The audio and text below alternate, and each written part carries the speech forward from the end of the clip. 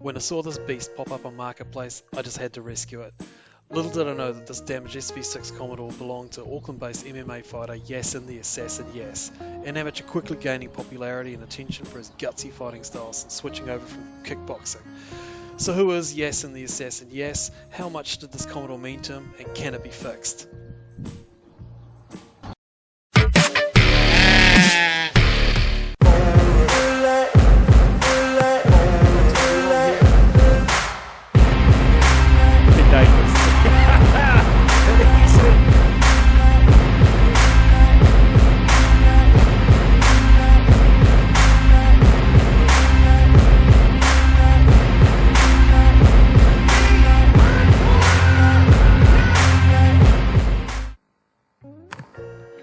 Hey mate. You know, you've migrated from kickboxing over to MMA in the last year, so can you tell me about how that switch came about, and you know, was there a defining moment when you knew you made the right choice? Yeah, definitely. My last fight, it was actually a rematch, and yeah, it was on King of the Ring actually, a couple of years ago now.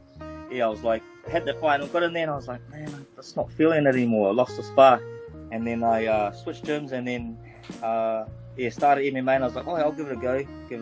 So trained, had a full fight camp, had a fight for MMA, and then when I was in there, it just felt like home, felt more of me than I did in kickboxing. So I'm like, yeah, fuck, I got the spark back. And you know, speaking of defining moments, what went through your mind when you saw the damage to your Commodore?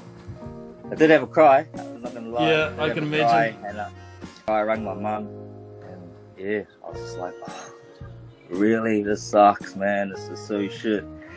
And then I was like, it's all good, I'll pay the access and I'll get the insurance to fix, you know, the insurance will fix it. Yep. And then sorted that out, then they said, oh, take it to the mechanic. Mechanic said, nah.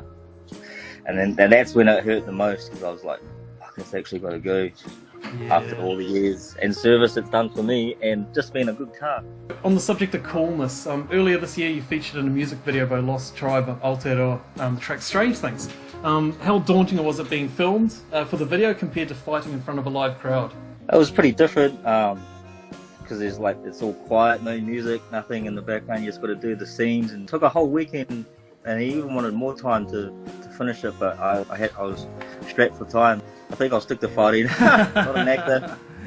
Speaking of coolness, how would you feel if your old car could get back on the road in some form or another? I'd buy it back. It'd be cool to see. Yeah, it'd be cool to get it back on the road and be happy if I can be the owner. Maybe, eh? Maybe. Yeah. So mental toughness. How do you stay focused and maintain your mental toughness, both inside and outside the octagon? Stubbornness of not wanting to lose, and I guess I get that from my mum. Yeah. And then then outside the ring, it has helped me. Or outside the gym, like, it changes you as a person, makes you more humble, and your dedication to anything you do, like at work or you know, outside of the gym, it transfers. Being disciplined. When I was actually cleaning up the car, I actually found one of your programs, like your eating programs, leading up to a fight, and like, you know, the nutrition and what you have to do to shed weight.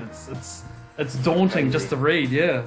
It's people think that the training's the hard part, but training's the easy part. It's the dieting that gets me, because I love food and I love lollies. You know, dealing with the aftermath of having your car smashed up and finding it the way it was, you know, could be, you know, you can imagine it'd be mentally taxing. Can you share how it affected you personally and how you managed to stay mentally tough throughout that? It was hard for a while, just to come to terms with it, that it's going to be off the road. But these you got to think, there's worse people than me and worse people than us, you know, struggling to find a feed for themselves every day. Yeah. But yeah, it does suck, but you just got to think like, I'm still breathing, I'm still here. Good on you. Yeah. No one was hurt, so that's all good. Yeah, good philosophy. Like, who are some of your inspirations or role models in the sport of MMA, and how have they influenced your approach to training and fighting? Dan Hooker, he really changed me when I moved to his gym. Just seeing how he is as a person and how he trains and how he coaches, he just holds himself good, and he's real humble too. So really massive ups to him. Yeah. I look up to him a lot, yeah. Yassin the Assassin, Yass. What is next for you? Just keep fighting. There's another event in April, so I'll be on that, and go for amateur title, win one of those, and then go pro and see see what I can do while my body lets me. Thanks, mate. We'll keep in touch for sure. And Yeah, definitely keep in touch and keep in the loop with the car. Absolutely will. Sweet, Thanks, brother. Cheers. So here it is, 2014 Sv6. Let's have a look. As you can see, really tidy inside. A little bit of wear on the seat there. Pretty common for an ex-cop car though. But overall not too bad. It's definitely been lowered with these 20-inch alloy wheels, which are pretty cool. No significant dents. And then we get to the back. This is where it's all happened. So it sustained quite a decent shunt at the back there. Open the boot.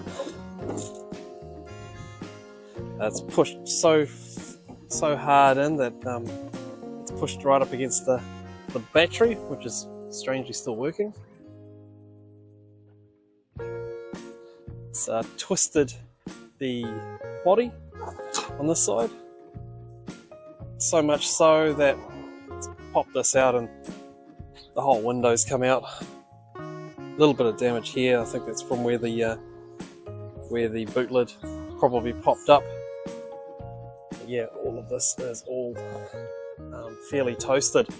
I'll have to get my man Olaf in to have a look, just to get a second opinion on this. But yeah, she's got some significant buckling here in the body, in the rear. Other than that, she looks great, to be fair. Unfortunately, getting this onto the trailer caused a bit of a buckle in the wheel.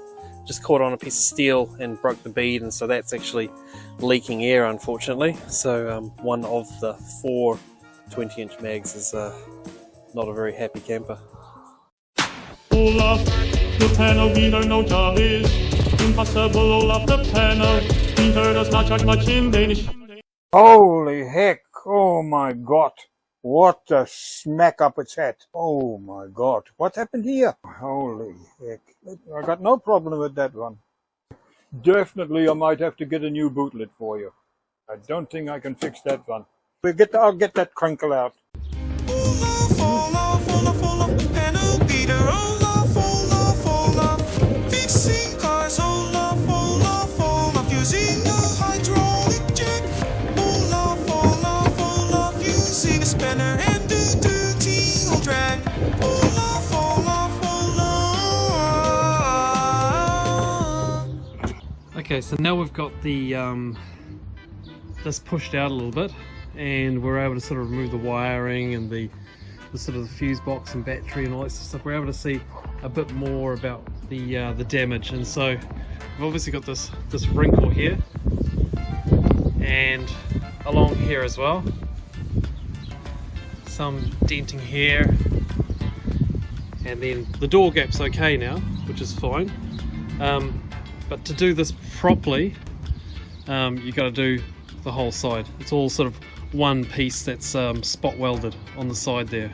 So that, to do it properly, like as per the Holden manual or whatever you call it, that whole thing needs to be removed and replaced. That whole side there, minus the doors, of course. If we go underneath and have a look, they got this chassis rail here, and although this looks kind of superficial, if we actually have a closer look underneath,